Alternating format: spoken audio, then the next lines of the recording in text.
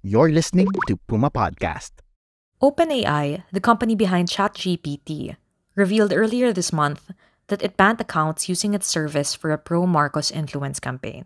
It said a Filipino company called Common Sense Inc. used ChatGPT to analyze content and generate comments and PR material to promote President Ferdinand Bongbong Marcos Jr.'s agenda. In its recent report on disrupting malicious uses of AI, OpenAI found thousands of ChatGPT prompted comments used on inauthentic networks on Facebook and TikTok. This is Regine Cabato for Teka Teka News, powered by Puma Podcast. In this two-part episode, we speak to political sociologist Ash Presto. She has been studying the Marcos family's influence and appeal, as well as political polarization and online engagement.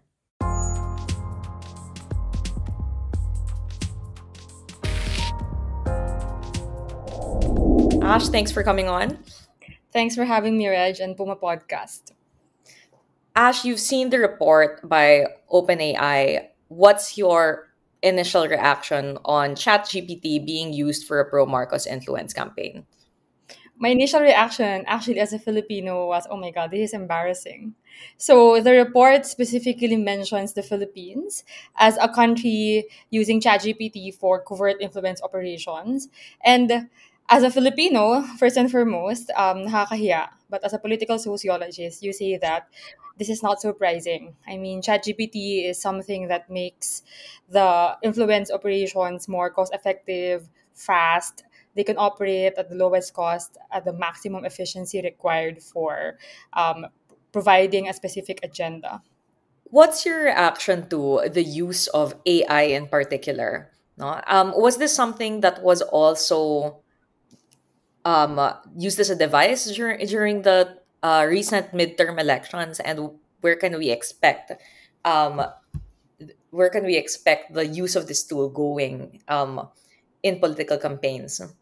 It's very difficult actually to um, say for sure kung anong gamit ng AI dun sa political campaigning. Pero nakita natin, ang daming mga spliced videos. I mean, the president himself was not safe from all of these spliced videos. Napakaraming mga AI-generated images na ang mayroong pino-forward na specific messaging, and these can actually be seen from different camps. So meron kang from pro-Marcos camps, meron ka ding from pro-Duterte camps, meron ka ding from camps who actually oppose the Dutertes and the Marcoses. So, ang dami niyan. Pero tayong disaggregate ng iba't ibang mga aspects of AI. So first, yung content itself. So yung report sinabi niya na content generation yung gamit ng ChatGPT. So yun yung second use actually sabi ng report. So the first use was to analyze political events in the Philippines. So ChatGPT is being used for that. The second one is for content generation. Paano magre-respond at ano yung klase ng mga messaging that might stick with the Filipino people. And then yung third is basically to break down that kind of messaging into different kinds of expressions, different kinds of sentences, para hindi sila magbukang copy-pasta. So even the word copy-pasta, nasa mainstream vocabulary na siya for influence operations. Pero dahil nga may ChatGPT na ang daling baguhin ng mga words mag-synonym ka dyan, baguhin mo yung sentence construction, yun yung gamit ng ChatGPT. And that's for content only. Meron ka ding mga images. And then images, of course, they have their own benefits. So hindi mo na kailangan magsalita, kailangan mo na lang magpakita ng sarili mong picture. And nakita natin nung 2025, these May 2025 midterms elections, ang daming mga pictures of Princess Fiona. And wala ka nang pwedeng sabihin, Princess Fiona, alam mo na yon. Kung may tigre, alam mo na kung anong ibig sabihin nun. And not just Duterte Marcos, meron ding mga images and symbols being used for other candidates like rosas, for example. Or even colors, pinks and greens, etc. You already mentioned no na hindi lang naman actually yung Marcoses yung gumagamit nito, and other camps have also been using it as well. Napansin ko nga na sobrang laking yung pinakasiguro prominent na use of AI, as you mentioned, was the deep fake video of Marcos allegedly using drugs. Mm. And that was all that's been flagged in investigative journalists na inamplify siya ng mga inauthentic networks, even one including from China, no? And it's very obviously fake. But that didn't stop it from spreading. Mhm. So, do people actually know that this is AI, or are Filipinos actually able to recognize na ginagamit yung AI? Or sigurong may ano sila, may hinanala sila na possibly AI to, but it aligns with my political biases. Hence, I will still share and engage with this content. Okay, so from my own newsfeed, I see people who actually can spot what's real and what's not. But when you look at the comment section, makikita mo na sobrang dami mga Pilipino ang naniniwala sa mga AI-generated memes, AI-generated images, even videos. So actually, if we speak about larger issues such as, media literacy, education in the Philippines, even the use of social media, and even responsible journalism. I mean, all of these actually feed into the difficulty of Filipinos to determine what's AI, what's fake, and what's not. May makikita ka dito, for example, may iba't ibang kampo, should I say. So, meron kang creators, meron ka ding receivers, and you have the facilitators of all of this information. And in different camps, nahihirapan silang mag-detect. I'll give one example. Merong kunya-kunyaring sculpture, tapos gumawa siya ng bust ni Duterte. Tapos merong kasamang GCash. Tapos magdo-donate ka dahil naniniwala kang sobrang loyal niya. Gumawa siya lumilok siya ng bust at imahe ng mga Duterte. So, I mean, sagsasanga-sanga siya. Media literacy, education, even scamming. And scamming actually was also mentioned in the report from OpenAI that's happening here in the Philippines. But not just that, even the more benign ones. So yung benign ones, I'm thinking about the recent discussion on possibly AI-generated essays on Philippine politics on social media. So even actual highly literate, highly educated people, sometimes either they are highly doubting that somebody can write perfectly sound essay in such a short period of time. Even sila, parang nahihirapan sila to talk among themselves, ano ba talaga to? How do we deal with these kinds of political content? Absolutely, absolutely. That was such an interesting discussion, no? And even myself then, none of us are, I think, 100% foolproof, no?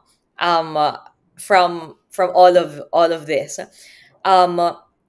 I tend to lurk, like you, sa mga comment sections to kind of get a pulse kung ano yung discussion ng mga influence campaigns. And I find na yung comment sections usually ng mga news items, di ba doon usually nagpa-park yung mga trolls of either side, and then they hash it out there with each other. At napansin ko recently, and let me know kung napansin mo rin to, Ash, no? Na in the past, napakalakas ng mga pro-Duterte voices hijacking these spaces, no? Para magkakaroon ng impression na sila yung majority opinion. Pro-Duterte ang majority opinion. And that's also why the military, for example, closed its comment section kasi na-recognize na nila na there's no productive discussion to be had with the citizenry here. Lalo na kung wina-weaponize lang siya, pero, so shortly after the arrest, sobrang daming pro-Duterte astroturfing ng comments. Some possibly AI, some possibly genuine, usually attacking drug war victims' families. Pero itong recent lang, just in the last week, with the news coming out of the Senate, a lot of angry reactions na napansin ko sa mga news comment sections ay anti-Duterte naman. And some of it look genuine. But then reading itong OpenAI report na ginamit pala yung ChatGPT to make more sophisticated the comment generation, parang nagkaroon din ako ng doubt na were these real people? Where is public opinion actually really headed? Like it's very hard to tell. And what's your sense, you think? How do we make sense, or how do we reconcile what we see online or the discussion that's being had online with surveys, for example, which show the Philippines to be a bit more competitive, no, between the pro Duterte, anti Duterte opinion. Okay, so my first answer, because I do research on this, is political polarization. So, political polarization in the Philippines is actually very interesting. So, if you look at the issue of polarization in other parts of the world, the populace, they're divided based on certain identities, like class, gender, and even religion, even educational attainment. Um, in the Philippines, we are not divided based on all of these vectors, not by gender, not by socioeconomic class, and I would even argue not even by ethnicity. What's polarizing us is actually public discourse. So think, for example, the Marcos legacy. The Marcos legacy is a form of public discourse. So, hindi natatapos na usapin kung ano ba ang legacy ng mga Marcoses. Ano bang nagawa ng mga Marcoses, both the senior and the junior. So, ito ay napaka-polarizing niya, and people actually gravitate towards different ends of the spectrum dun sa ganon. So, what I saw in 2022, when I did my research, is how polarized public discourse was. Either you're anti-Marcos or pro-Marcos. Ibig sabihin, makaleni ka lang o makabongbong ka noong 2022. What I did earlier this year, 2025, right before the midterms elections, and actually even during the campaign season, I went back to to the Ilocos provinces, my field site. Hindi na si Leni ang kalaban nila. Biglang, si Duterte na, as in Sara Duterte na ang kalaban nila. Kasi Sara Duterte na ngayon ang kumakalaban dun sa legasiya ng mga Marcos. Okay? Kaya pag tinatanong ko din sila, and we'll talk about this later on, Reg, diba? Ano pong tingin nyo dito kay Amy Marcos? Siya din, kinakalaban din niya yung tatay niya. Ay, kinakalaban din niya yung kapatid niya na heir ng tatay niya at kamukha at kapangalan ng tatay niya. Sinasabi nila, strategy lang nila yan para protektahan yung legacy nila. So, they are gravitating towards that legacy. So, this is a distinction that I'm actually trying to make.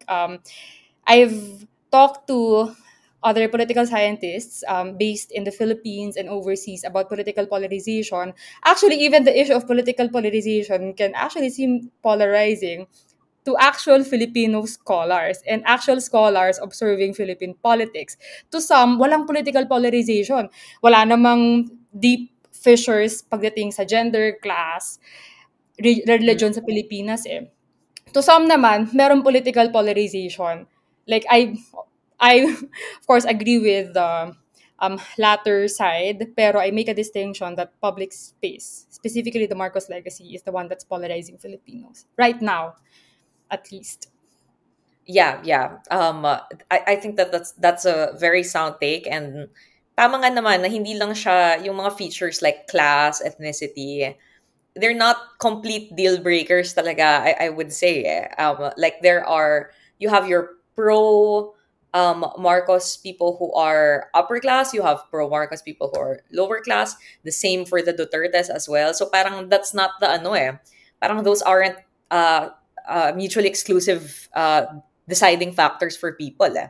Yung mga ganon. So, yes, and not even gender. Not even gender. Kasi sabihin mo napaka-hyper-masculine ng legacy ni Duterte tsaka ni Marcos Sr., you are actually anticipating a possible Sara Marcos tandem in 2028. So you will see now a very hyper-masculine legacy now being wielded by women. So how will that look like? So that's also one of the more interesting things to anticipate in Philippine politics. I have this book chapter coming out, and I'm trying to make this concept happen in that book chapter. It's another book chapter. It's based on my actual fieldwork. The concept is loyalista mentality. So, loyalista mentality. So, loyalista mentality is not something that I invented. Ito yung ginagamit actually ng mga kabataang kinakausap ko. So, oh my God, ano tong loyalista mentality? So, usually, all these kinds of political support, meron kang dalawang main reasons according to the scholarly literature. Meron kang disinformation. These people, they believe in fake news, kaya sila naniniwala at sumusuporta pa sa mga Marcos at Duterte. Or you also have regionalism. So, nasuportahan nila yung mga kapwa nila Ilocano at kapwa nila Dabawenyo, taga Mindanao. They're all true. I'm not invalidating disinformation and regionalism, but there's also something in between that's not perfectly captured by regionalism and disinformation. Disinformation muna. Pag sinabi ng mga taga Ilocos Norte, nagminhawa yung buhay ko nung panahon ng martial law, I mean, that's actually their own lived experience. You cannot invalidate lived experience. Yeah. And lahat tayo may karanasan. Hindi natin pwedeng sabihin hindi totoo yung karanasan mo. We will risk being condescending, and thereby further fracturing the public sphere. Hindi mo pwede i-invalidate yun. Okay, you can say that the information is incomplete, but that information is not entirely false. So, ang tanong ko ngayon, Ash, what will it take for people to be willing to look beyond etong half-truths? Hindi siya lies necessarily, half-truths lang siya. What will it take for people to be willing to look beyond that? Tsaka yung selective listening ng kanilang experience. Kasi hindi natin pwedeng i-invalidate yung experience nila. Pero bakit nilang ini-invalidate minsan yung experience ng ibang mga tao na nakaranas ng matinding trauma under these political dynasties? Bilang isang sociologist, ang sagot ko dyan, we have to foster robust social relationships. This is, of course, easier said than done, especially given a very polarized political landscape. Pero, if you want to be able to talk to people heart to heart, mata sa mata, tao sa tao, karanasan sa karanasan, you have to build robust social relationships where people can trust each other, where people can feel secure that they are going to this conversation without prior judgment from the part of their interlocutor. Parang ganun siya. So, marami ng mga strategies na somewhat successful na kung saan nangyari to. So, alam yung kape tayo. Kape tayo, ganyan. Actually, ito din kasi I also have this journal article. It's published under the Philippine Studies Journal, where I outline different kinds of political strategies that young people perform in terms of expressing their political views. Kape tayo, yung parang magtatawag sila ng mga kapihan lang. Walang politics, kapihan lang. Parang ano yung mga karanasan nyo, ano yung gusto nyo mangyari, ano yung hardships ninyo, at sino ba talaga kanino ba talaga tayo bumabangon? Kanino ba talaga tayo bumoboto? Para kanino? Isang example, yung isa kong interlocutor or participant, yung lola niya, talagang maka-Marcos siya. As in talaga. At talagang maka-Duterte siya noong 2022 kasi unity team nga. Ngayon, tinanong niya yung apo niya, Apo, akala ko maglo-law school ka. Bakit ayaw mo nang mag-law school? Sabi niya, ayaw na daw niya mag-law school kasi maraming mga abogadong pinapatay nung panahon ni Duterte.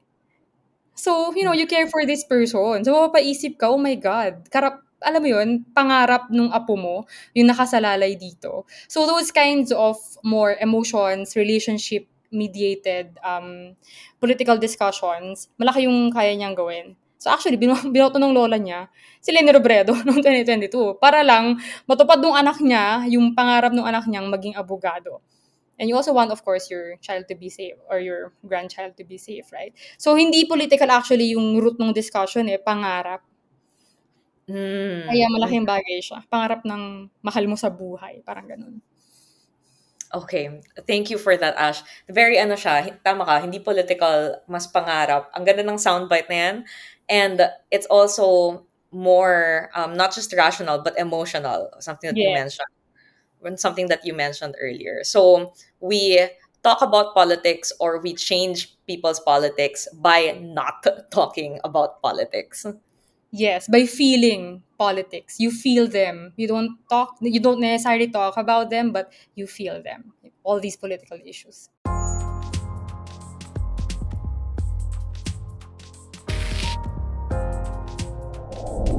That's it for today. This is the first of a two-part series with political sociologist Ash Presto about recent developments in the Marcoses' online influence. We're going to pick up more about the loyalist mindset in our next episode, which will also cover a member of the Marcos family who has been crucial in shaping its brand, the president's sister, Amy Marcos. This is Regine Cabato for Teka Teka News, powered by Puma Podcast. Thanks for listening and stay tuned.